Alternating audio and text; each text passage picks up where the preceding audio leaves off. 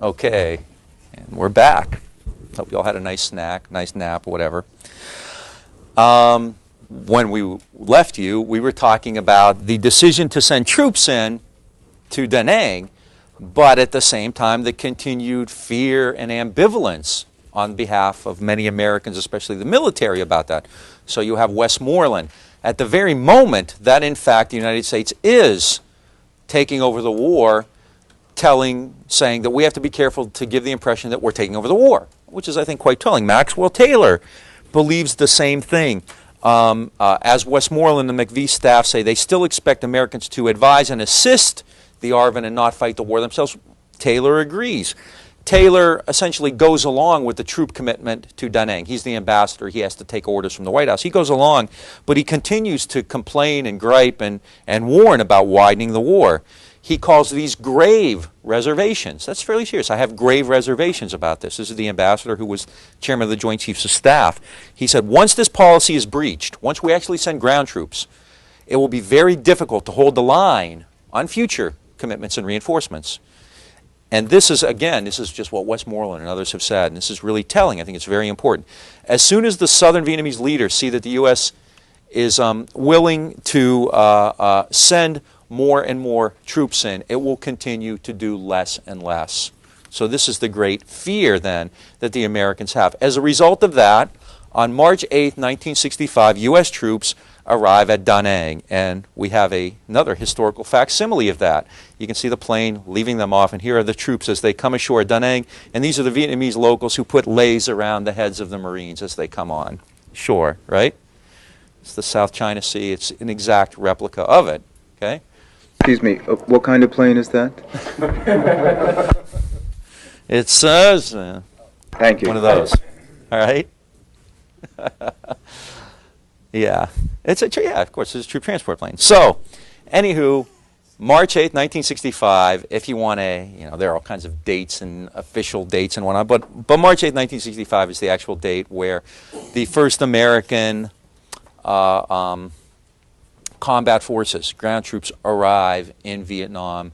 They come ashore at Da Nang, and their initial mission is to defend the American base at Da Nang, to protect their own base, which is a huge critical problem. That situation won't last long, and really within a fairly short period of time, you're going to go from these troops at Da Nang, which are there ostensibly for base protection, to troops taking offensive action. They're involved in offensive operations.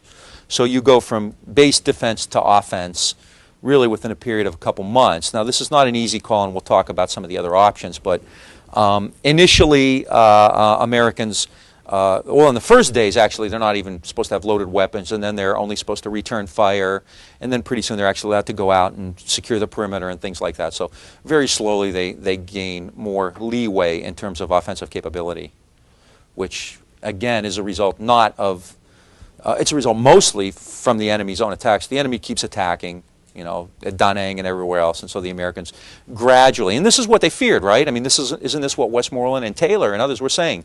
Once we're there, we're going to take on more responsibilities and da-da-da, and this is exactly what's happening very early on, right? And still, things in Vietnam are not going well. The enemy continues to be strong. It has the military initiative. The attacks at Bien Hoa, in Saigon, at Da Nang continue. In rural areas, the Viet Cong, the National Liberation Front, is still strong. Infiltration from the north is continuing. Recruiting in the south is quite strong. And in fact, one thing that they complained about, military complained about, was that the VC was implanting a sense of the inevitability of a VC success. So this is the morale issue. Basically, all the Vietnamese believe that they're going to win. So why would they fight for us when they think the other side's going to win? Okay, because of all this, McV continues to try to go slow. And in fact, Westmoreland in March and April says, overall responsibility for the defense of Da Nang remains an ARVN responsibility. So, Westmoreland, even after the Americans come in, says this is still ARVN's responsibility. The White House doesn't really like these reports. It doesn't like the appraisals, which are too gloomy coming out of Vietnam. Lyndon Johnson, his credibility is at stake, and he is determined to protect South Vietnam no matter what. And because of that, he orders the Army Chief of Staff, Harold K. Johnson, to Vietnam with the charge to, quote, get things bubbling, which is where this comes from. So Lyndon Johnson, the president, sends Harold K. Johnson, this name which is right here, to Vietnam in April of is it March or April? I'm not sure now, and I don't have it written there, so I could be wrong. I think it's in April of 1965 to, quote, get things bubbling. Basically, there's too much inactivity. The ARVN is strong. The Americans and the South Vietnamese aren't doing enough. So basically, go in there, shake things up, get things bubbling. All right. So this is the President Lyndon Johnson telling this to the Army Chief of Staff, Harold K. Johnson.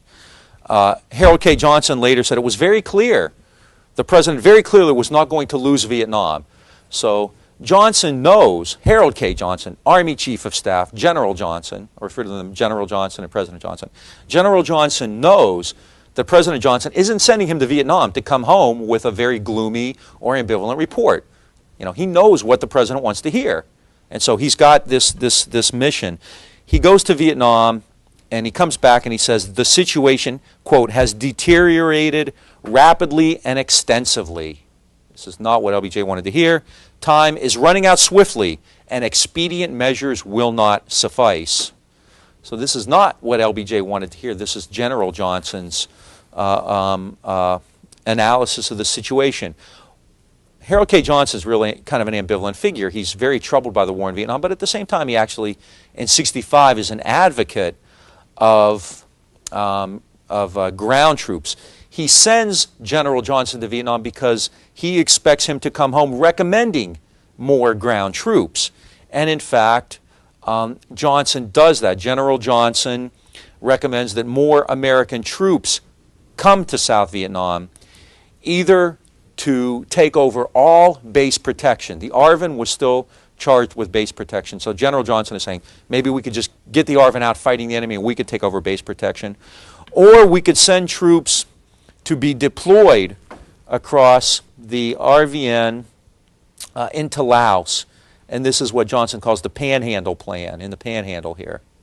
So these are his ideas. Let's send more troops in. We can either take over, let the ARVN take over base protection, or send more troops in 4 divisions to protect Vietnam into Laos to the Mekong, the so-called Panhandle Plan, right?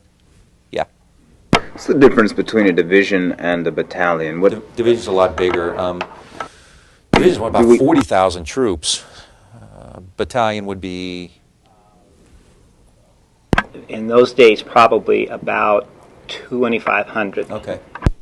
Okay. Yeah, division, the number, well, it gets really, really dicey. The number of divisions in a battalion, all that kind of things, is not static over time, is it? That'll change, yeah. That's correct. And what was happening is, as you pointed out in your book, I think, is that there were very few real divisions that you could send over there. Yeah. You had to make up divisions as you went, because the divisions that were already in the States were assigned other duties, or they were somewhere else in the world, like the 82nd, the 101st. So you made up divisions, and so the numbers in those days would have been different than what we would have, say, today. Yeah, we'll talk about that, because at one point Westmoreland asks for 44 battalions, right? And it's real, you get different numbers actually on that, because at one point he'll ask for 44 battalions, another time he'll ask for the number of troops, and they don't necessarily jive.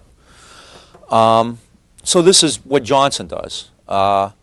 It's kind of ironic, in fact, that Johnson, here General Johnson becomes kind of the troop guy, the combat troop guy, and this is in March actually, not in April. General Johnson actually had just told reporters from the New York Times that he feared that Vietnam was, quote, Korea all over again. We talked earlier about Korea, and believed that the United States was going to find itself really kind of tied down. General Johnson has no great desire to go to war in Vietnam. He also predicted that this war would be very big and last a long time. General Harold K. Johnson said that just to protect Pleiku would require 15,000 American troops. And the Central Highlands is not really a critical area. I mean, Saigon is, or, you know, Da Nang, the DMZ might be, but Pleiku really isn't. In fact, Johnson tries to kind of tell Westmoreland he's being too optimistic. Westmoreland's very strange. He's all over the place, as I said. On one hand, he's saying we don't want combat troops, and then he's saying, yeah, we'll take them, but we don't want them, the ARVN, to think we're taking over. But when General Johnson is in Saigon, Westmoreland says, we're ready, sir, and Johnson says, no, you're not. So, I mean, Harold K. Johnson's kind of aware of it. I think he's a tragic figure. When he was appointed Army Chief of Staff, he decided that he was going to write a personal letter to the family of all the Army soldiers who were killed in Vietnam. And in 1964, that's not that many. You have a couple hundred American dead in Vietnam. Of course, this became too great a task for him. The numbers just, and it really pained him personally quite deeply. He died at a fairly young age. I can't remember. Most of the guys in the Army, with the exception of Westmoreland, died fairly young, heart attack, cancer, things like that. And Johnson was deeply troubled by that. It really affected his health very, very much. So Harold K. Johnson becomes kind of the point man for that. After Johnson returns with the Panhandle Plan, which, by the way, they don't do, the United States is well on its way toward a very big commitment of combat troops.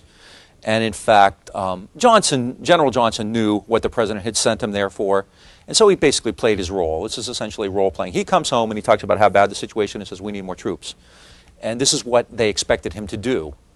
You know, he wasn't going to come home and say, this is a disaster, let's get out. And that wasn't what he was sent there for.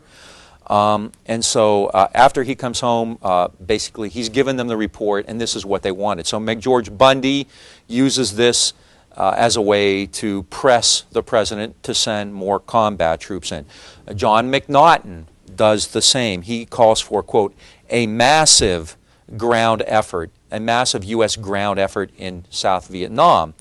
But this is important. Why does McNaughton want this? This is one of the famous documents I mentioned before. McNaughton says that we need to send a massive number of American troops to Vietnam, not for military reasons, but for psychological and political reasons. McNaughton puts together this kind of a graph, or this chart, and he says 70% of the reason to send troops into Vietnam, more American troops, is, quote, to avoid a humiliating U.S. defeat, parentheses, to our reputation as guarantor. He's talking about credibility. 70% of the reason we need to send a massive, these are his words, a massive U.S. ground effort in the South, is to avoid a humiliating defeat to our reputation as guarantor. We have a reputation as the guarantor of the free world, and if we lose, it will be humiliating. That's 70% of the reason. 20% of the reason is to keep South Vietnam out of, quote, Chinese hands, to keep South Vietnam from going communist. 10%, only 10% of the reason is, quote, to permit the people of South Vietnam to enjoy a better, freer way of life. I mean, isn't that what they're saying this is all about? Communist tyranny, freedom, liberty, mom, flag, apple pie, you know, all that kind of stuff. Jack Benny, the Jackie Gleason show. And McNaughton saying, well, 10% is to give these people a better way of life, right? 70% is because our credibility is at stake. And because of that, we have to send a massive effort in. McNaughton is fairly typical. The White House has already decided what it's going to do. Harold K. Johnson wasn't sent to Vietnam to make an open-minded, you know, I mean, he did. I'm not questioning Harold K. Johnson's integrity. The point was they sent him there because they knew what he'd come back with, and he went there knowing what they wanted. It was a minuet, you know. And so Harold K. Johnson comes back. The White House has already made up its mind, just as it did before Play Coup. You know, Harold K. Johnson's trip was like a streetcar. You know, there are a lot of streetcars at this point in the war. The White House has already politically decided that it will not lose in Vietnam. Johnson knows what happened to Truman, and he is not going to let that happen too. And in fact, on April 7th, 1965, he gives a speech at Johns Hopkins University. It's in the reader we put together here, where he basically gives a brief history of the war, and he talks about America's commitments under Truman, under Eisenhower, under Kennedy, and says, we're going to continue on. He says, basically says America's credibility is on the line. We've promised to survive and to save South Vietnam, and we will keep that promise. He says, we will not be defeated. We will not grow tired. We will not withdraw. So we must be prepared for a long, continued conflict. And he puts it within the larger context, from East Germany to to Eastern Europe, to Thailand. He's talking about Southeast Asia. All over the world, the communists are on the attack. They're attacking our friends, and we have to take a stand. To withdraw from one battlefield means only to prepare for the next. We must stay in Southeast Asia. To withdraw from one means we prepare for the next. What's he talking about? Credibility. We can't back down here, because if we do, they'll get us again. And then he goes on. The world is not a serene or peaceful place. The first reality is that North Vietnam has attacked the independent nation of South Vietnam. Its object is total conquest. Of course, some of the people in South Vietnam are participating in this attack on their own government. But trained men and supplies, orders and arms flow in a constant stream from north to south. Johnson has to admit that, this is an indigenous revolt, but of course he's blaming the North for it. This support is the heartbeat of the war, and it is a war of unparalleled brutality, assassination, kidnapping. Women and children are strangled in the night because their men are loyal to the government. Helpless villages are ravaged by sneak attacks. Large-scale raids are conducted on towns, and terrorist strikes in the hearts of cities. All of that is true. Problem was, the Americans were responsible for more of that than the enemy was. All right? So Johnson basically tries, this is his pitch. Right? This is part of a larger struggle. It's about freedom. It's about democracy and all that kind of stuff. So Johnson quite clearly sends a signal that he's going to do more. He's not going to lose in Vietnam. The military is still deeply ambivalent. In April of 1965, Taylor and Westmoreland and the rest of these guys are still fighting to keep this thing limited. They didn't want ground troops. Now the ground troops are there trying to keep them limited. All right? So Maxwell Taylor especially says that, why is it so hard to fight the air war, for example, to get more air power when the Marines come ashore, at the snap of a finger? He thinks it's kind of curious that Johnson is so eager to get into a war in South Vietnam. At the same time, Johnson is increasing offensive operations too. So things are getting real hairy at this time by early 1965. This is like March, April of 1965. Okay, this is a real turning point, or it's not a turning point. I mean, clearly it's part of a process that's been in play for quite some time, but it's a real important time for the United States. Now that the troops are coming in to Da Nang, ground troops, this raises even more questions that had been in play before. Prior to early 1965, the real questions are, what will the U.S. do? What will U.S. policy be in Vietnam? How will we save the South Vietnamese? Whose responsibility is going to be? The fundamental stuff that we've been talking about. Now American ground troops are coming ashore. Now the initial deployment is fairly limited.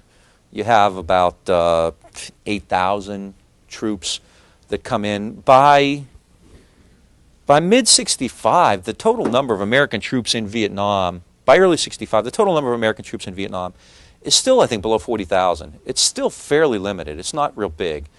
By the summer, when the big troop commitments are made, it's about 80,000. You're still not dealing with massive, huge numbers like you later will, over 500,000. Right? So the American commitment is still, in a sense, limited. Even though they're engaged in offensive operations, they haven't yet taken over the war. And in fact, people like William Westmoreland and Maxwell Taylor are warning against that. So now that they're there, you have a lot of difficult decisions to make. And the first one is going to be, what the role of the Americans should be. And this is going to really be part of a larger struggle over the various services' interpretations of what American strategy ought to be. All right? One of the first questions then I have up here is called enclaves. And this deals with strategy. Let me actually put that up there.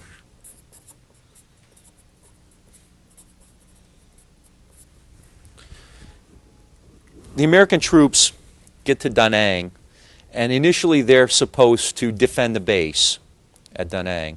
Right?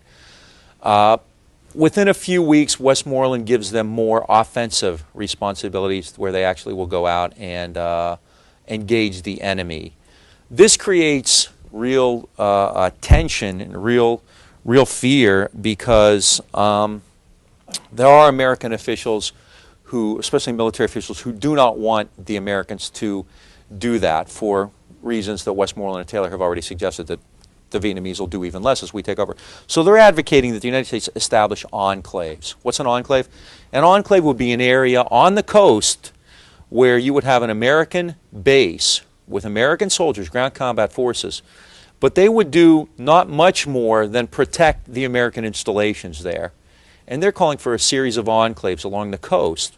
You know, wherever there's an American installation or a base or, you know, some reason of strategic importance, the U.S. would establish an enclave. An enclave is a pocket. It's an isolated area that you separate from the rest of the area, of that particular area. All right? So there are people, Maxwell Taylor, in fact, is one of them, Victor Krulak, who's the the Marines Pacific commander, retired military officials like James Gavin, who want to use to establish enclaves. Now, one thing Westmoreland is doing, I've used the term before, I think, is using search and destroy. We've talked about that before, search and destroy operations. And enclaves is kind of an alternative to that. Search and destroy, I mean, the term kind of tells you what it is, and this is even scratchier than usual. Search and destroy operations, oh, there it is, I knew I had a pad of paper here. Search and destroy operations involve actually engaging the enemy, finding him, and using firepower. Enclaves is a defensive strategy. Okay, search and destroy is offensive. Enclaves clearly is more of a defensive strategy. It involves protecting a particular area, but not going beyond that area. Right? Now, Maxwell Taylor, Victor Krulak, Wallace Green, who was the Marine Commandant, Admiral Sharp, who was the Pacific Commander, believed that if you establish enclaves, you can focus on the number one task, which would be, what's the number one task as far as a lot of these people are concerned in Vietnam? It's to build up the ARVN. It's to train the ARVN, build them up, and protect American installations. They believe that American troops in Vietnam should have basically the principal and almost only goal of protecting American installations, not engaging the enemy. So as far as they're concerned, the U.S. needs to protect American installations, protect U.S. bases, let's say, and the ARVN will, I'll put this down and take on enemy. I'll put this down in kind of equation form here. It's fairly simple, but this is kind of the reasoning here. All right. People like Westmoreland and Taylor believe the U.S. ought to protect U.S. bases. That's why American troops are sent to Da Nang and elsewhere. They are there for the defensive purpose of protecting American installations. Who should actually take on the enemy? The ARVN should. Why are we sending troops there? To free up the ARVN. The ARVN won't have to protect bases anymore. They can fight the Viet Cong. All right? The U.S. goal is not, the U.S. objective, or the U.S. mission should not be to actually fight against guerrillas. This is what Westmoreland and others say. But again, they're not really calling the shots. Lyndon Johnson and the civilians are, so this doesn't get very far. Instead of developing an enclave strategy, the United States will conduct a more aggressive war with more troops. And this speaks even more broadly to the debate over the American strategy in Vietnam. At the outset of the ground war, just as the military had been divided and the military and the civilians had different opinions, up to this time they continue to do so.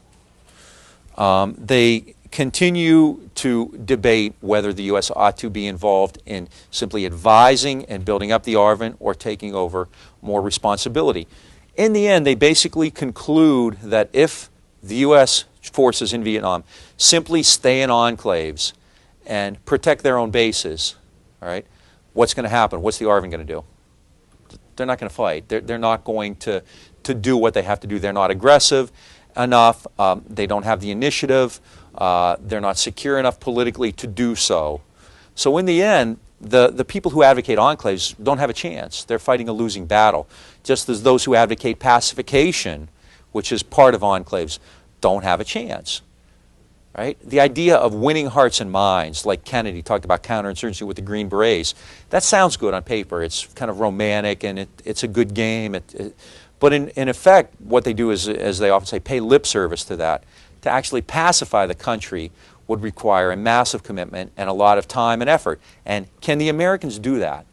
Can the Americans pacify Vietnam? Not really. Who has to pacify Vietnam? The Vietnamese do. The Vietnamese themselves do. Can you send strangers in who look different, speak different, have a different culture, just are not part of Vietnam? I mean, there's a big difference between Americans and Vietnamese. We were talking at break, it's in the United States, North and South, a Yankee comes down here and tells you what to do, it's going to be hard. You're going to run into some trouble. So can you imagine an American going to Vietnam trying to pacify that country? Americans can't win the hearts and minds of the Vietnamese. The Vietnamese themselves have to do it. So this is part of the debate. We can't, pacify a country, all right? What's the alternative? Taking over the war.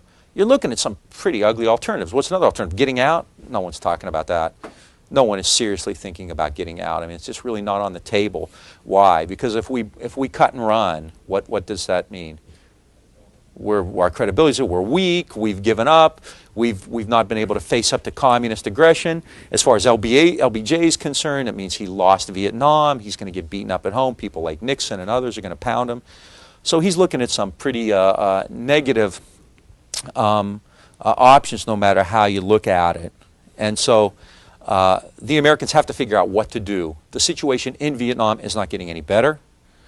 The VC, in fact, by April, are again on the verge of victory. I mean, this is fairly common.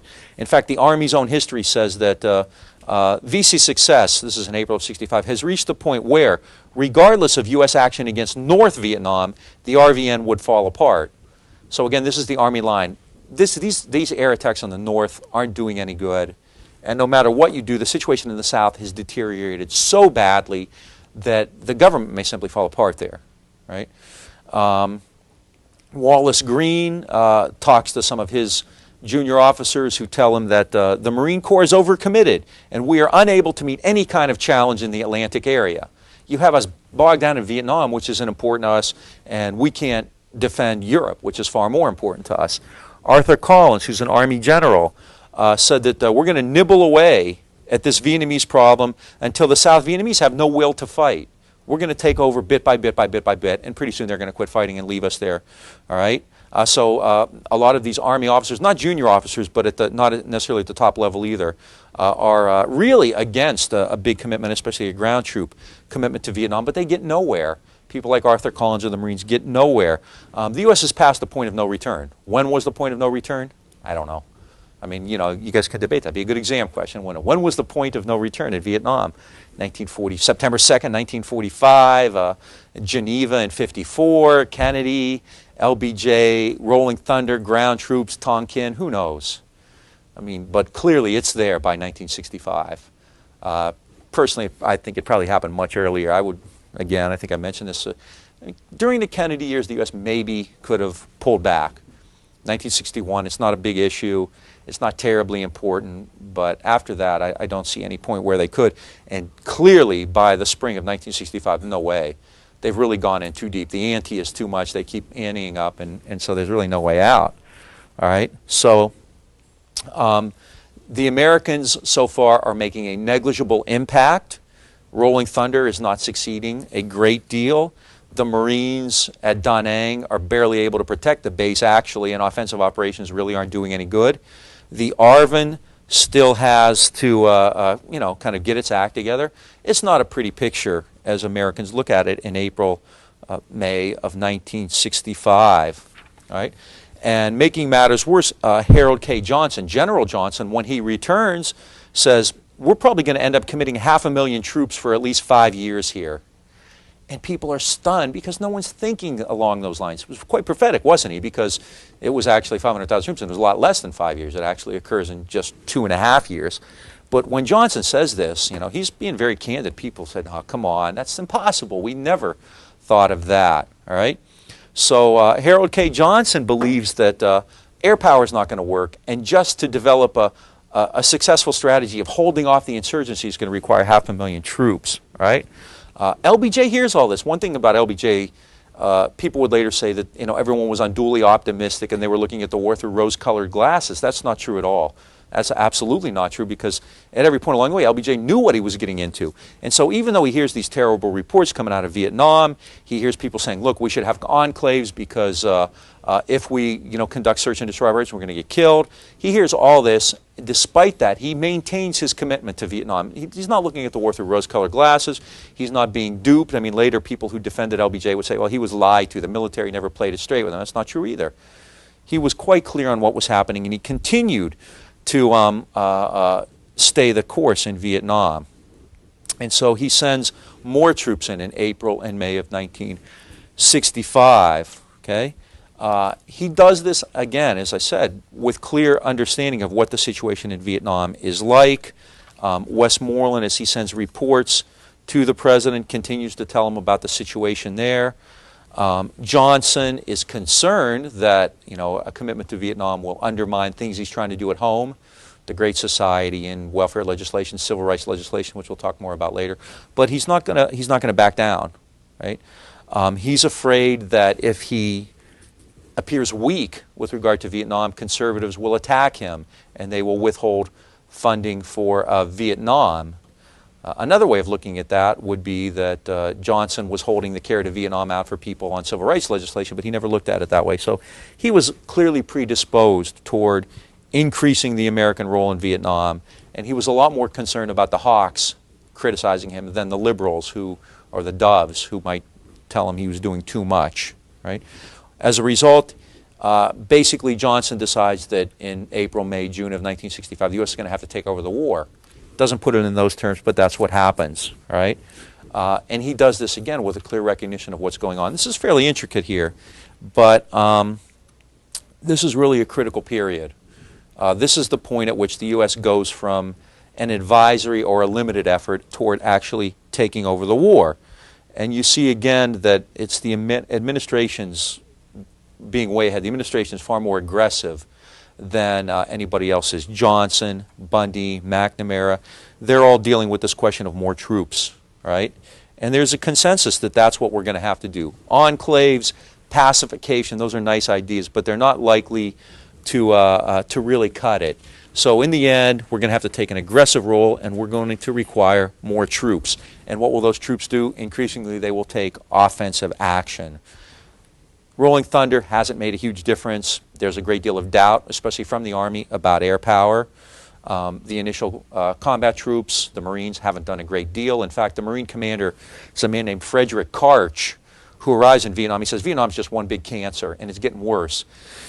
Karch talks about the problems he's running into, how the local population doesn't really like having the Marines there, how the ARVN isn't terribly effective or popular, so that hasn't really made a difference. So it's pretty clear then by the spring of '65 that the U.S. is going to have to do more and more and more, send more combat troops in if they're going to have any impact at all in trying to confront the NLF and the Viet Cong. Right? So the U.S. begins to lay the groundwork then for a larger commitment in Vietnam, including offensive forces with a greater offensive capability. In early '65, in fact, the U.S. begins to send elements of the 173rd Airborne to Vietnam. And they did this without really telling Maxwell Taylor about it. And he was pretty angry, to put it mildly. He's the ambassador, and the 173rd was deployed to Vietnam without telling him about it. Basically, Taylor had worked himself out of the loop. Why? He was too critical. He was too ruminating. Even though he generally went along, he asked too many questions. He said too many things that people didn't want to hear. So ultimately, he's kind of out of the loop, and he's on his way out as ambassador, too, in '65. Henry Cabot Lodge will come back to Vietnam and replace him. Lodge, who had been there in '63 for the Diem coup, '63 to '64, then Taylor, ambassador from '64 to '65, and then he's gone after '65. Taylor finds it, as he puts it, quote, difficult to understand why Johnson wants to send offensive forces in.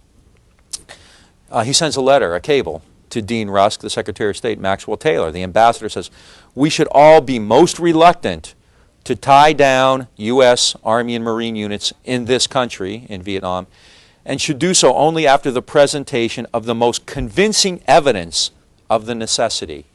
This is the ambassador, who is a very well-known military man. He's the ambassador, but, you know, obviously he doesn't lose his military knowledge when he does that. So he's speaking from that perspective. We should be most reluctant to tie down our forces and do so only after presentation of the most convincing evidence of the necessity of it. This is real late in the game. I mean, we're talking April of '65, and Taylor's still trying to fight it off.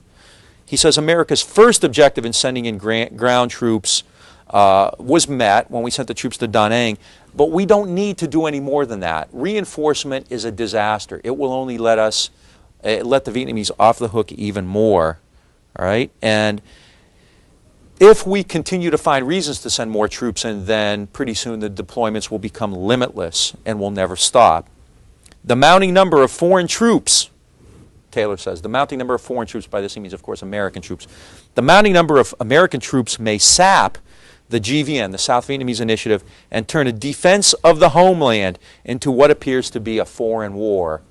And again, this is one of those things where I said we're going into detail, but that's a quote we're saying again. This is April 1965, after the Marines have landed at Da Nang. Rolling Thunder is going.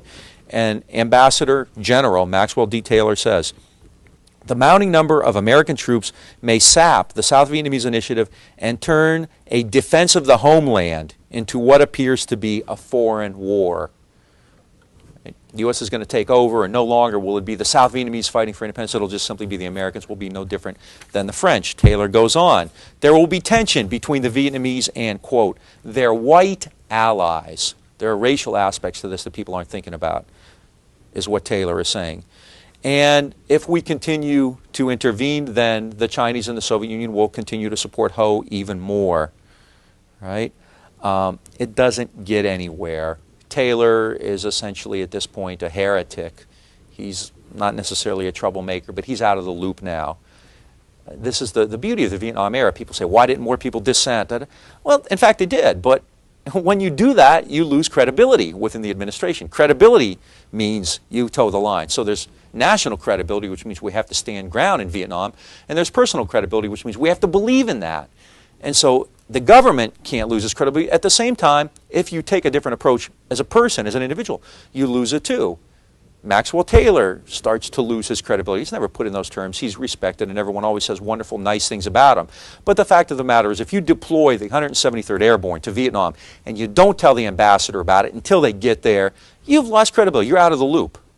Why is he out of the loop? I mean, they never said Taylor's gone soft, Taylor's weak. But in fact, he's asking difficult questions. He's making statements that they don't want to hear. He's become something of an iconoclast. He's too damn ambivalent. He's ruminating too much. He's worrying too much about this. He's going soft on us. And so we're going to slowly cut him out. And pretty soon he's gone, and Henry Cabot Lodge is back in, and Lodge is on the team. He's a player now, whereas Taylor is kind of out of the picture. Okay. In fact, Johnson even tries to kind of cover up and suggest that Taylor kind of, send cables back to Washington, asking for more troops and things like that. So it's kind of a real kind of cat and mouse game at this point. So Maxwell Taylor, even after the commitments to Da Nang, continues to be really troubled by this whole thing. In addition to that, Taylor and others see the South really continuing to be in disarray, in chaos. There's a new government in April of 1965, a guy named Phan Huy Quat.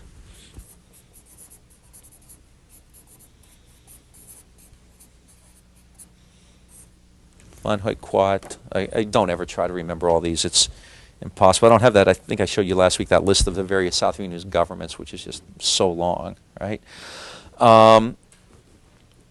People in America, McGeorge Bundy and others, people in the administration are concerned that Quat's government is kind of unstable, and Taylor finally says, leave him alone, give him a chance to succeed.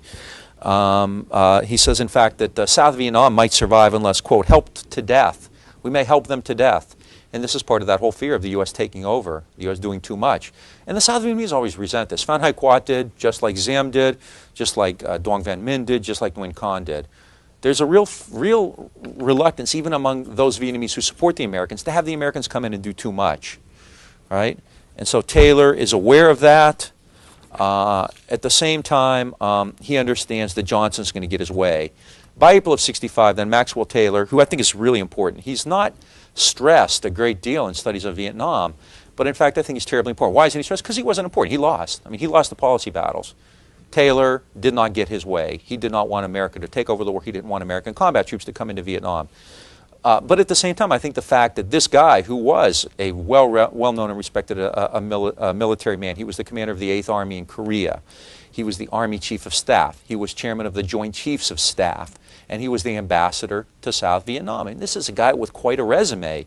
And I think it's really telling that he never broke. He continued to have these grave doubts and reservations. Right? But as I said before, the problem with Taylor is he was a team player as well. Taylor was a bureaucrat and a professional soldier and a politician, probably more than being a warrior. And he never did what Ridgway had done or what others had done and say, look, this is ridiculous, we can't do it. He would fight, he continued to fight, but he would always go along in the end. He would always, just remain a team player. And he continued to obey directions, even though he disagreed with them. So he was on the team. Right? He had that kind of ethic, that ethic that you obey orders even if you don't agree with them, to the point where he really had deep misgivings but didn't voice them publicly or anything like that. But it was clear, too, that he was on the outs and his influence was waning. And he's finally out in mid-'65. Now, it's interesting because later Taylor was interviewed, and he essentially put the blame on LBJ's shoulders. He said the president, quote, had been egging on the JCS all along for a major introduction of U.S. ground forces. This is, again, the administration's aggression, which I mentioned earlier. So Taylor says, this is Taylor complaining about Lyndon Johnson. He says, President Johnson, quote, was the fellow with the black snake whip behind the chiefs of staff saying, let's get going now. He did all this behind my back. Once he made his decision, he couldn't get going fast enough. This is Taylor, Joint Chiefs of Staff Chair and Ambassador, talking about LBJ, the President. He's the fellow with the black snake whip saying, let's get going now. He did all this behind my back. Once he made a decision, he couldn't get going fast enough. Is that his memoirs, or? That's an interview, actually. I think it was an interview. It's not in the book. It's not in Swords or Plowshares. I don't have the notes here, but I'm pretty sure, as I recall, it was in an interview. And again, that's pretty damning coming from Maxwell Taylor, basically saying Johnson had been egging us on all along. Now, you might say, well, he's trying to avoid blame after the fact, but when you look at the documents from what Taylor was saying at the time, it's true. Taylor was deeply concerned, deeply ambivalent about this whole thing. All right, so in April of '65 then, things aren't going well, yet the United States is only going to do more. Here we go. The U.S. has about 33,000 troops in country at the time. All right. And Robert McNamara and others are quite willing to do more. McNamara and Lyndon Johnson and Bundy are making plans then to send more American troops to Vietnam. There are about 33,000 in country, and the White House recommends that about 80,000 Americans end up in Vietnam. So there are plans now to go from 33,000 to about 80,000. And all of these soldiers will be used in ground operations in the South. And Maxwell Taylor, instead of saying this is crazy, finally jumps on board and becomes a team player. Right? At the same time, though, Taylor tells McNamara, however successful we are, and it is, Taylor says, however successful we are, it is still going to take a long time to win. And I'm fearful that the nation at large may not have the required patience. So even though he's now on board, he still is pessimistic about it. William Westmoreland, the commander, things get real hectic at this point. William Westmoreland, the commander, decides that he can't do it with what he has, so he asks for more troops. Okay? Westmoreland makes a request then for 44 battalions. All right? This is in around June of '65. Westmoreland requests 44 battalions for Vietnam. Right. He actually wants 34 American battalions and 10 from third countries. Korea, New Zealand, and Australia were also deploying forces, but for now, don't worry about the third countries. He wants 44 battalions, and he wants authorization for more offensive actions. Okay. Westmoreland's request really is big because it's more than a request for troops, for 44 battalions. It essentially is a request to take over the war, and this is where the term Americanization comes from. Right? This is the point at which the war becomes an American war. Now, one could argue that it already is, given the amount of economic support that the U.S. has given, throughout the 50s and 60s and whatnot. But in terms of actually fighting it, it's not an American war yet. The Americans are fighting the air war. There are American advisors, but there are tremendously greater number of ARVN troops.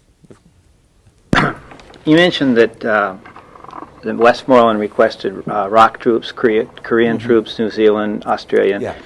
What was going on in the rest of the world as far as, I know France wasn't going to commit troops, but was there ever any effort made in terms of England and the rest of the typically Western civilization allies, and we just totally rejected? I haven't seen actual requests for British troops because I think Britain would have just laughed that off.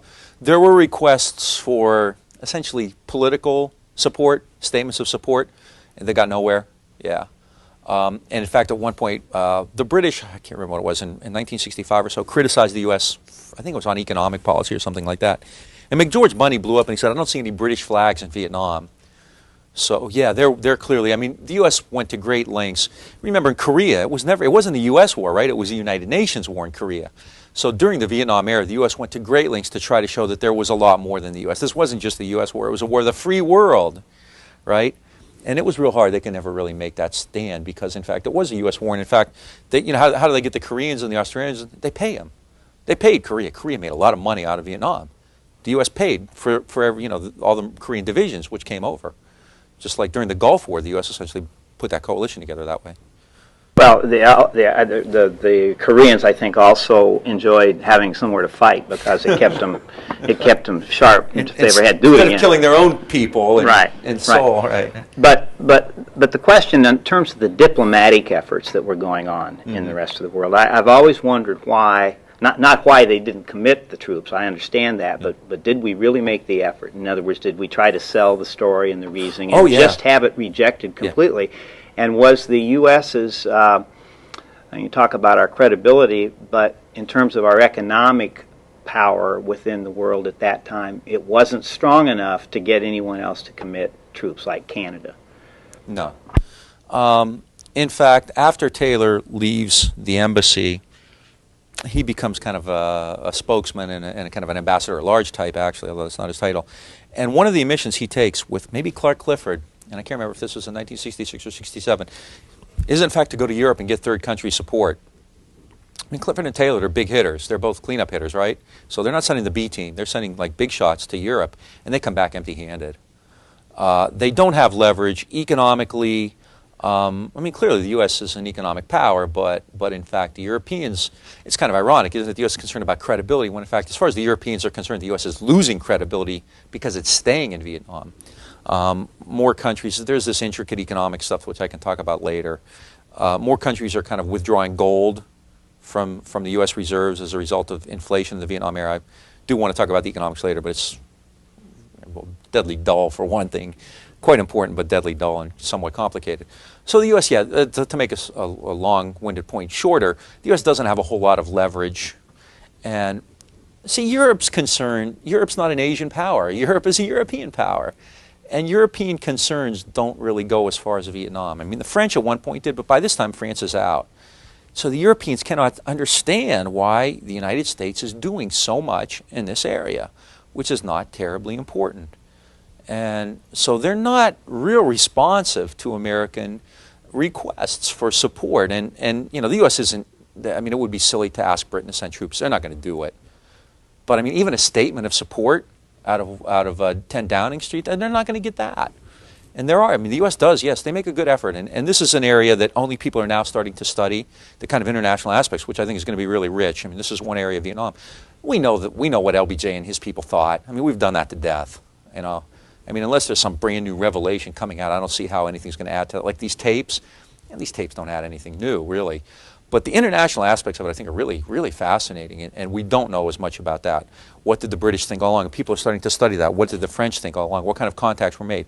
We know a little bit about some contacts and overtures toward Ho Chi Minh, which were always kind of limited and never really came to anything. But, what do the British think about this whole thing? Are the British putting pressure on the U.S. one way or the other? What do the French think? What do the Italians, Germans, Japanese, what do they all think about this? So I think that, this is really, really fascinating. I mean, I've done some stuff in the 67, 68 period with regard to economic foreign policy in Vietnam. And at that point, the Europeans and the Japanese are really telling the U.S., get this thing over with. We can't understand why you're still there. You're killing everybody. The world economy's falling apart, and you're tied down 500,000 troops in Vietnam. My God, the whole thing's going to crumble if you don't clean your act up. I would argue that that really had a huge role to play in forcing the U.S. to somehow, de-escalate.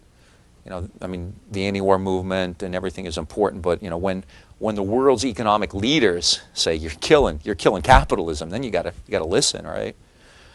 So yeah, there's always an attempt to get other countries on board. I mean, Korea, Australia, New Zealand. Australia and New Zealand see themselves as Pacific powers. They have an interest there. Korea is essentially paid to do it, and their contribution, I don't want to say the contributions are limited because you offend everybody from Australia or New Zealand. And Australians, in fact, are quite proud of their service in Vietnam. They've done a lot of stuff with it, Australian scholars and whatnot. But it's never, ever what Johnson would have wanted. I mean, Johnson really, it was very important for him to make this appear not to be an American war, but in fact, a free world war. And he never pulled that off. Nobody ever bought it. I mean, and public opinion in the U.S. was bad, right, with regard to Vietnam. But in Europe, I mean, God, if Harold Wilson in Great Britain had tried to send British troops to Vietnam, I mean, the stuff would have hit the fan. Or, well, obviously de Gaulle wasn't inclined to do that, but the French wouldn't have stood for that. So there's no way they're going to pull that off. And they can't even get statements of support. So, in fact, among the social democracies of Europe, there's condemnation. People like Olof Palme, who was the Swedish prime minister, later compares, like Nixon to Hitler. The Pope condemns certain aspects of the war. I mean, the U.S. is real hard-pressed to sell this one. And this is a real big problem, too. World War II is fairly easy, right? You don't need to be on Madison Avenue to make this look like the good war. Vietnam, the U.S. is in the role of the aggressor. This is a period of liberation throughout the world, in Africa, in Asia, and elsewhere. And the U.S. has become the force of counter-revolution. The U.S. is now the defender of the status quo, of the old regime, as it were. This is the way, throughout the world, young people are being emboldened, by these revolutionary movements or these liberation movements throughout. Castro and Che Guevara, Kwame Nkrumah and Patrice Lumumba, Mao Zedong and Ho Chi Minh, Frantz Fanon. Guys are carrying the little red book in their back pocket. African American students are talking about Frantz Fanon. And the U.S. is the colonial empire. They're Greece, they're Rome, they're France, they're the British Empire. They're in the role of the bad guys. They're wearing the black hats now. And, it's real hard to put your men on the line when the perception is that the U.S. is wrong. And the Europeans believe that. They're either wrong or they're stupid. They're either wrong, they're immoral for being there, or they're stupid for being there. Either way, Europe really can't make a sell on this, and they're not interested in it. So Johnson really is going solo on this, and he understands that. And Westmoreland understood that politically you had to try to make this look like a mixed force, and so he does, when he asks for 44 battalions, try to make it appear that, this is going to be an international force, but in fact it's an American war, and everybody understands that. So Westmoreland sees then that his choices are pretty stark. The Viet Cong has succeeded, the ally, the RVN, is in disarray, and so his choice is either vast escalation or defeat. He doesn't believe that piecemeal, graduated efforts can succeed any longer. All right? So they're either going to have to go all out now or it's all over. Right? So American officers then, their own credibility is on the line just like the national credibility is on the line, right? And they're afraid they're going to be blamed if this thing goes bad. So American officers, even though they understand the risks of taking over the war, not only accept the administration's aggression, the White House's determination that the war has to expand, but actually request even more than Johnson himself had envisioned. Johnson wasn't thinking of 44 battalions. He's thinking maybe 50,000 troops. 44 battalions is going to be ultimately about 125,000. Right? Johnson's not thinking that big yet. But the White House, the military essentially says, well, if this is your decision, you want to take this all the way, you want to make sure you win, then you're going to give us all of this stuff. You're going to give us 44 battalions. Right? Do they think that 44 battalions will make a difference? I'm not sure. I, in fact, would argue, I do argue, that, in fact, they continue to have misgivings. But if you ask LBJ for X, Y, and Z, and he doesn't give it to you, then you can say, well, he made us fight shorthanded or that kind of thing. So I think there's a political aspect to this as well. There's a great deal of misgiving and mistrust at this point, which is really important, between the civilian and military leaders. Earl Wheeler, the chairman of the Joint Chiefs of Staff, talks about over-control and over-management by the civilians and says, we have our hands tied by theorists at higher headquarters. David McDonald, the chief of naval operations, says, the president's going to leave office after this is all over, and the only group left answerable for the war will be the military. So they're afraid they're going to lose. So things are really getting dicey here. Admiral Sharp says, remember, if you commit forces to offensive action, you can do that, but there will be grave political implications involved if sizable U.S. forces are committed for the first time and suffer a defeat. So everybody's concerned. You know, they're asking for these troops. Are they asking for them as a way to ensure victory? I don't think so. I think they're asking for them as a way to cover themselves politically, to make sure that, as Jack Valenti said a year earlier, in the event of some kind of flapper investigation, they're covered too. They're covering their flanks as well. So this kind of political maneuvering is quite common. And this is the backdrop to another trip by McNamara, who travels to Vietnam in July of 65. This is all, as I said, this is a really hectic time. In July of 65, McNamara goes to Saigon. Now, Westmoreland has already asked for the 44 battalions, and McNamara's job essentially is to go there and figure out whether they should agree to Westmoreland's proposal. Westmoreland has kind of trumped them by asking for more than Johnson wanted. Johnson thought that he'd ask for about 50,000 troops, and Westmoreland actually asks for more than that, so he sends McNamara to Vietnam. I would argue that the decision was already made. They were going to get whatever they wanted. But nonetheless, he sends McNamara to Vietnam, and McNamara returns and he advises that the 44 battalions be accepted. He believes that the war in Vietnam has reached a crucial phase and that the Americans are now in a position where they either have to send in troops or give up. Right? Johnson is predisposed to do that. He says at a press conference publicly, American manpower is increasing and will continue to do so. Whatever is required, I am sure will be supplied. John McNaughton says, let's send in whatever we have. I think we should send in even 400,000 troops, even though that'll give us just a 50% chance of success. So McNaughton, again, playing the credibility card. So this is all occurring at the same time as McNamara goes to Vietnam in July of 1965. The U.S. is clearly headed to a wider war. All right. McNamara returns with the suggestion that Johnson approve Westmoreland's proposal for 44 battalions. Despite that recommendation, he thinks that things in Vietnam are terrible. He has a very sobering time when he's in Saigon in July of 65. Infiltration in the South continues. In addition to that, even though it continued, it was actually fairly limited. Infiltration into South accounted for about 14 tons of supplies daily. Now that sounds like a lot, 14 tons, that's 28,000 pounds. But when you think of, what the scope of the opposition in the South, that's not very much. So, McNamara is kind of hit with a double whammy. On one hand, yeah, they're continuing to infiltrate, and on two, that infiltration isn't really important, meaning where's the source of VC support? It's actually in the South. It's not coming from the North. If the North is only sending 14 tons of supplies a day into South Vietnam, it means that they're getting a tremendously greater number of supplies internally from villagers especially. So this is really a slap of cold water. It means that what the U.S. has tried to do so far has failed. The U.S. cannot prevent the people of South Vietnam from supporting the Viet Cong. And that's pretty damning again. So what does this mean with regard to the air war and cutting off infiltration? Doesn't mean much. He says we have a very small chance of upsetting infiltration with the air war, because even if we shut it off, that's only 14 tons a day. It's not that important to them. All right? So to stop even this is McNamara's words, meager supplies coming into the South would require, quote, tremendous activities on the ground. Things are pretty bleak. To even stop this 14 tons, which is, according to McNamara, meager, will require a vast commitment of U.S. ground forces.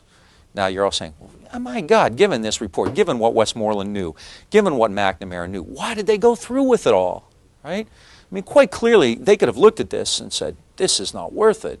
You know, we don't have a chance here. They don't do that, right? And for reasons we've talked about, and who knows, right? If the United States, however, does decide to send these ground troops in to cut off these meager supplies, you have great risks, right? Westmoreland says, if we do this, the chances of the Viet Cong standing up to fight us is questionable. They may be hard to find. So you do this, you send these American troops on the assumption that they're going to fight a war, right? But what if the enemy doesn't engage you? Then what do? Again, they know what they're up to. They go in nonetheless. Joseph McChristian, the intelligence chief, the intelligence commander from MACV, says that the Viet Cong can switch very easily between various phases. With 100,000 guerrillas, this is General McChristian, the VC can fight now and then return to the plow. They can fight us, they can go back to the farm. They can regroup. We can't do that. We're going to have these big units in there, these big troops, and we cannot create, you know, we can't take the initiative. We can't create the conditions under which we're going to engage the enemy. McChristian says, and even if we do start sending the troops in, the enemy has over 1 million men and can increase its manpower pool at the rate of 100,000 a year. So if we start getting into the numbers game, we send in more and more and more and more, then they can do the same and they can do more of it. So Westmoreland, after asking for 44 battalions, says, I'm going to need more in 1966. In 1966, he's anticipating asking for 24 maneuver battalions. You don't have to get this all down, but it's just interesting. In 1966, he's anticipating asking for 24 maneuver battalions, 14 artillery battalions, 3 air defense battalions, 8 engineer battalions, and 6 helicopter battalions, as well as helicopter companies and an additional support and logistics personnel. This is not, you know, a nickel and dime limited war any longer. This is a full-scale battle, all right? So this is what McNamara hears from Westmoreland. It's terribly bleak. The situation is not good. Westmoreland cannot guarantee success. All he says is, look, with 44 battalions, I have a chance. So McNamara returns on July 20th, 1965. From July 20th to July 27th, 28th is, you know, one of the most intense weeks in the entire war. There are hundreds and hundreds, if not thousands, of pages of documents with transcripts of all the meetings that were held at that time. And the interesting thing, I think, about that period is that everything was on the table. Again, later, you know, people might say we were hoodwinked, we weren't given all the facts or whatnot. But if you look at the debates or the discussions or whatever you want to call them in July of '65, it's quite clear that everyone's pretty clear on what's up in Vietnam. William Westmoreland is asking for a tremendously greater involvement. The Americans are aware of what that entails. He's asking for 44 battalions. In addition to that, he asks for the activation of the National Guard. This is an issue that's going to come back time and again. Westmoreland thinks that the National Guard ought to be activated, that the reserves ought to be activated. Also wants to recruit more Americans into the armed forces, extend draft calls, extend tour of duties. I think you had asked about that. That's not brought up very often, but this is one case where it was. Westmoreland believes that if he gets everything he asks for, he wants about, in fact, he wants the size of the armed forces increased by almost 400,000 via activation of reserves and recruiting. He believes if he gets everything he wants, he can conduct offensive operations. All right? So this is what McNamara comes back with. Everybody sits down, they start talking about this. There's one person who's very critical of Westmoreland's request, and that's the Undersecretary of State, George Ball. And George Ball is often held out as something of an icon in studies of Vietnam. He's kind of the devil's advocate. Ball is the guy who sits there during all these meetings and says, this is a disaster, this is a mistake, it's going to turn out badly, we shouldn't do it. All right? Ball talks about the amount of money that the U.S. is spending there, says that you know, the United States doesn't have the capacity to fight a guerrilla war, politically it's a mistake, and so forth. Right?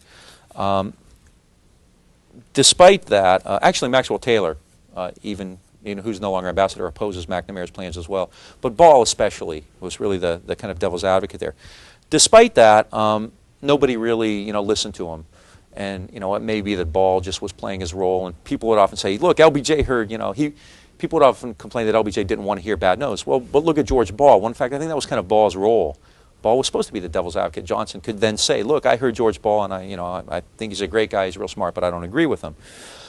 So despite that, Johnson goes along. He hears all the, I could go on and on about the type of reports they're getting about how the war isn't going well, the VC is strong, and so forth. I mean, at some point, it almost becomes redundant. The type of stuff you're hearing in July of 1965 isn't terribly different than what you were hearing in 1961.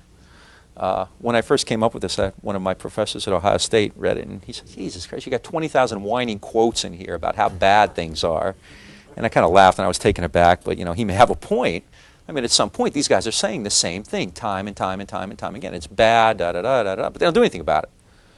I mean, you still have people advocating enclaves in July of 65, even after American combat troops are there. Wallace Green says the U.S. is going to have to send 500,000 troops into Vietnam. They're quite aware of what's happening. They understand the political impact and everything else. Lyndon Johnson is going to stand tough, and they know that. Johnson says, I think it's more dangerous to lose a war. Wait a second. Oh, I think it's more dangerous to lose the war than to endanger a greater number of troops. If the United States did not come to South Vietnam's rescue, Johnson said, other nations will consider the United States, per Mao Zedong, a paper tiger. Johnson, these are Johnson's words, right? And this is perfect. I mean, I don't even have to put it in his mouth. This is LBJ saying, wouldn't we lose credibility by breaking the word of 3 presidents concerning Vietnam? Talking about Truman, Eisenhower, and Kennedy, right? So all of this is going on. Essentially, people are quite clear and quite candid about what's happening. What does Johnson do?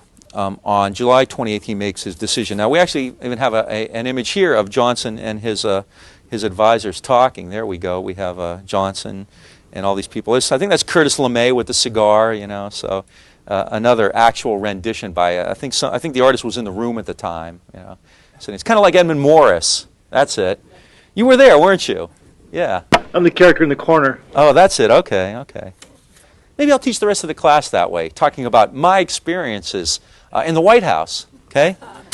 I remember that day in July '65. I was sitting there, and I said, Lyndon, where are you going? He said, I got to go to a press conference today. I'm going to make an announcement. I said, what are you going to talk about? He said, well, I think I'm going to say that, I'm increasing the number of U.S. forces in Vietnam to 125,000. I said, really? What are you going to do after that? He said, well, I'm going to send Westmoreland forces as requested. So basically, it's a limitless war. I'm going to give him whatever he wants. I said, wow, that's pretty historic. That's the way it happened. All right? So I've just lost my credibility. Soon if you... Never mind. When you're in a hole, quit digging. What else does Johnson do? He decides that he's going to double the number of monthly draft calls to 35,000, which, as anybody who knows any math can tell you, is 420,000 a year. It used to be about 200,000 a year. So there's a tremendously increased draft. Now, what's that going to mean in the long run? More guys are getting drafted, which means more troops and also more guys who don't want to get drafted, more protests, more problems at home. But he also makes a decision not to activate the reserves. Military people are going to beat Johnson up for this and still do. They think that this was really a cataclysmic error, not activating the reserves, not bringing the National Guard into this. LBJ did this for political reasons. The economy is real strong in 1965. When you activate the Guard, I mean, you're taking people out of their jobs, away from their families, out of their home communities, putting them in uniform. That's a pretty big step. I mean, basically, what you're trying to do is convince the Americans that this Vietnam thing is not such a big deal and we got it taken care of. But if you start to see, your dad or your neighbor or your boss go over, then you start to think, hey, this is a big deal. Johnson's trying to avoid that. He doesn't want to get the American people, too upset and too worried. And basically, he's trying to keep this on the back burner because his number one priority, of course, is going to be the Great Society and things like that. So Johnson does not activate the reserve. he gives his talk that day on July 28th, and he says, I take no pleasure in sending the flower of our youth into war, but we have to prevent Vietnam from being swept away in the flood of conquest. For such reasons, we will stand in Vietnam. This is the point at which the war is Americanized. Larry Berman, who's written a couple pretty good books on this, says Johnson's decision that day to send 44 battalions and more troops as requested, but not activate the reserves and essentially keep the commitment limited. He also returns down requests for more air power and whatnot. That means that Johnson, quote, decided to lose the war slowly. Right? Berman says that Johnson at that point realized that, and it doesn't mean that they sat there and said, we're going to lose the war slowly, but what he did in effect meant that the U.S. was going to lose the war slowly. Johnson was not willing to do absolutely everything. Now, Berman's not critical of that. I think Johnson couldn't have done everything they asked for. Had Johnson done everything they asked, it probably wouldn't have worked. But the fact of the matter is, given the approach he took, we'll give you the battalions, but we're not going to activate the reserves. We'll authorize offensive operations, but we're not going to let you invade North Vietnam or Laos. We'll conduct the air war, but we're not going to hit Hanoi. Basically, he decides at that point to lose the war slowly. He takes steps which he hopes will succeed, which will buy time, but probably won't make a decisive impact. Right? This is a judgment call as to what exactly this means. I mean, lose the war slowly. I'm not sure. Well, do you have a...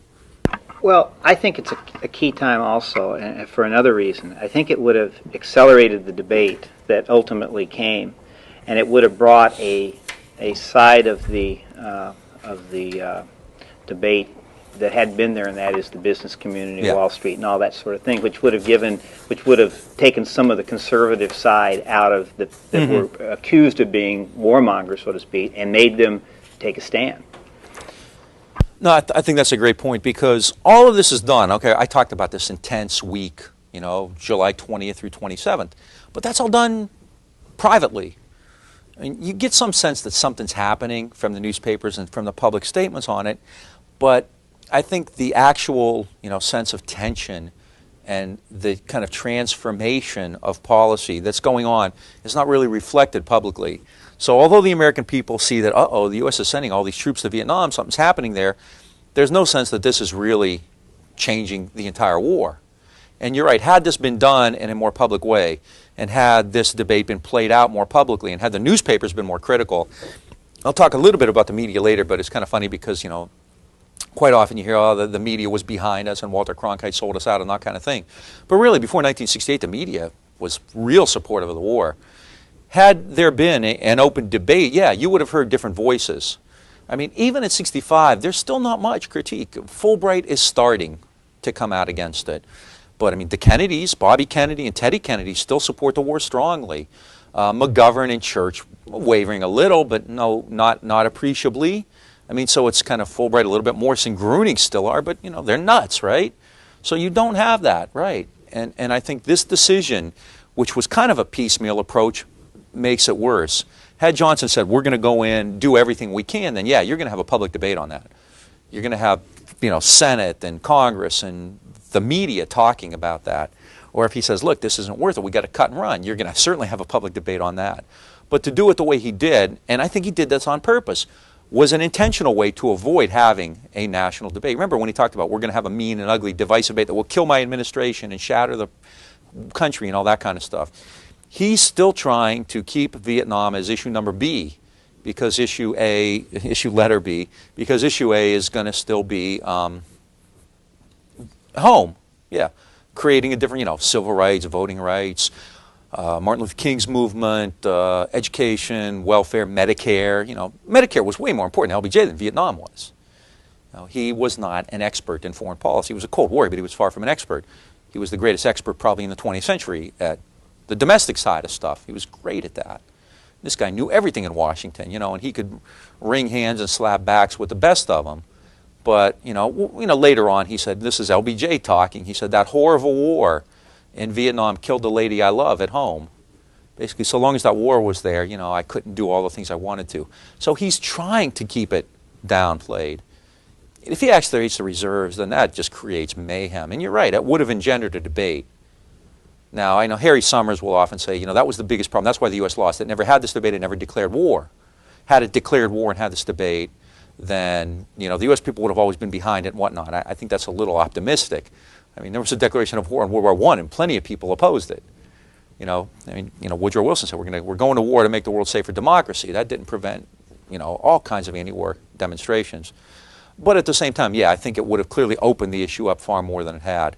I mean, very few people, I think, and especially in the public, very few people in the public understood on July 28th, 1965, when LBJ gives that speech, just what it means. I mean, no one was making the leap from that speech to 500,000 troops and the Tet Offensive and all this other stuff. And you can't blame them, because that wasn't on the table at the time. I think that's a good point. Any other questions? Yeah. I feel kind of naive in my looking at this. I can't get past with Woodrow Wilson, echoing around the world. Let's make the world safe for democracy. Oh, it is. It's Wilson is the 20th century's president, absolutely. And that being a Cold War, if not the Cold War anthem. How over and over again, and we're running out of time, how over and over again can we support repressive regimes? I think it's interesting because we often talk about the Cold War beginning in 1945 after World War II, but I would say it begins in 1917. Wilson's president, and what's he do when the Bolsheviks take over? He intervenes to try to overthrow the Bolshevik regime. So I think it's really beyond that. I think you're right.